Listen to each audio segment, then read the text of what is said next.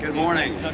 2 years ago, President Obama was here to tout this building and this business as a symbol of the success of his stimulus. Well, you can see that it's a symbol of something very different today.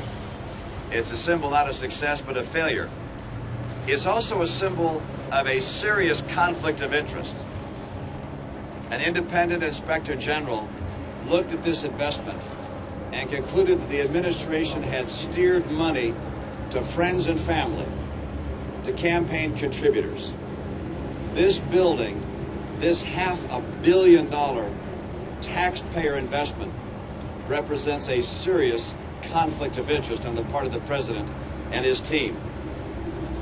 It's also a symbol of how the president thinks about free enterprise. Free enterprise to the president means taking money from the taxpayers and giving it freely to his friends. As a matter of fact, when I say freely, I hope you concentrate on the nature of this investment, so to speak.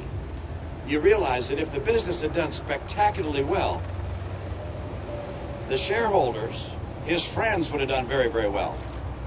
But the taxpayers would have just gotten their money back. On the other hand, of course, if the business failed, as it did, it's the taxpayers that get stuck with losing $500 million. So it's heads and his cronies win, and tails and the taxpayers lose. It's also a symbol of gross waste. You look at this building behind us.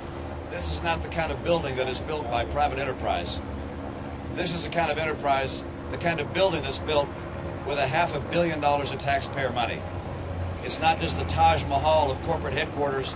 You probably also heard that inside there are showers that have LCD displays that tell you what the temperature is of the shower water. And the robots inside actually provide Disney music tunes.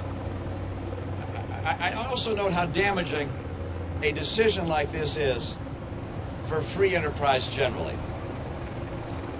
What you're saying to other inventors, to other entrepreneurs, particularly in the solar space, is that the best way to get ahead is not with the best ideas and the best technology and the best people and the best marketing, but instead with the best lobbyists. That is not the nature of how America works. I'm afraid the reason that the stimulus has been unsuccessful, that the turnaround has taken so long to occur, that the recovery has been so tepid, is that the president fails to understand the basic nature of free enterprise in America. He thinks that government-dominated decisions like this make America stronger. They make us weaker. They send the wrong message. And the symbol of a serious conflict of interest is something which is extraordinarily troubling to me, and I believe to a lot of people across this country. So with that as an introduction, I'm happy to take questions that you might have.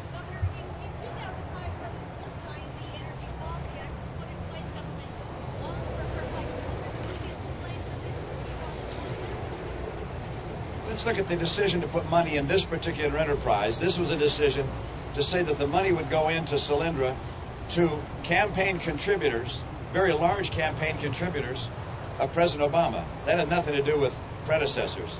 The decision to put money in this enterprise represents a serious conflict of interest.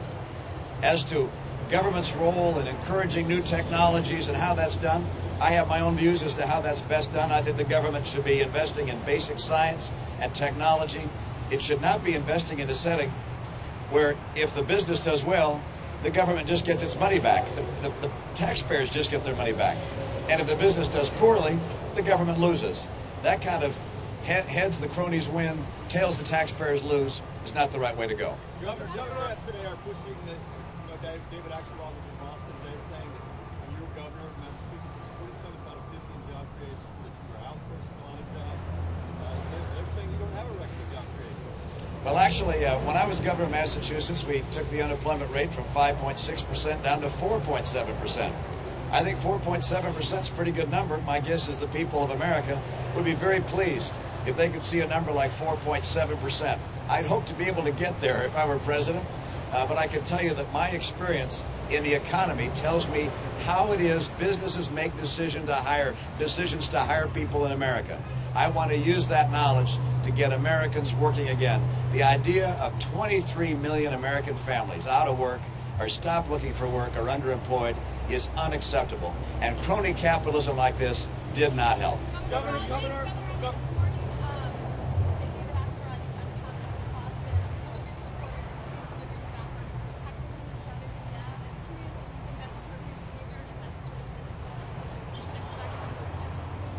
Well, you know, I've noticed now that we've gone to a number of events, and you've been with us as well on these, and most of the events I go to, or many of the events I go to, there are large groups of, if you will, Obama supporters there heckling me. And at some point you say, you know what, sauce for the goose is sauce for the gander. If they're going to be heckling us, well, we're not going to sit back and play by very different rules. If the president's going to have his people coming to my rallies and heckling, why, we'll show them that, you know, we conservatives have the same kind of a capacity he does. Governor, why did you find the need to be so secretive coming here today? Can you explain when was the last time you created jobs in the private sector? Was it during your time at Defunct? Because you left that company in your capacity in the late 1990s. And also, we asked why is there so much secrecy surrounding this event? One of your advisors said that you were afraid that President Obama would try to shut it down. I think that there are people who don't want to see this event occur, don't want to have questions asked about this particular investment, don't want to have people delve into the idea that the president took $500 million of taxpayer money and devoted it to an enterprise that was owned in large measure by his campaign contributors. This is serious conflict of interest. This ought to be a big story. And I think there are a number of people among the president's team that don't want that story to get out. We want to make sure it did. So and by the way, as to the times that I was involved at Bain Capital and the Olympics and as governor, why, those are things that are matters of public record. You get the dates on when I was at Bain Capital, and then when I went to the Olympics and what we did at the Olympics, and then when I became governor of Massachusetts and what we did there. The last time you created jobs in the private sector was... Stop you from doing this? Pardon? Your campaign aide suggested the president would have tried to stop you from doing this. I just think that we wanted to make sure that we would be able to have this event without it being shut down. We recognized we would not be able to be on the property across the street, and this is public property, and so we felt that if we came here, that we'd be able to carry it off. So your time at the Olympics... Yes. Oh, it's been great to be in the Bay Area. I know the weather's like this every single day, but it's been gorgeous. And I met this morning with about 15 or 20 technology company leaders. Listened to their concerns. We talked about immigration concerns, the needs for H-1B visas. We spoke about the failure in education that's occurring in this country. We spoke about the repatriation tax and how that's making it harder to get capital into America to build new jobs here.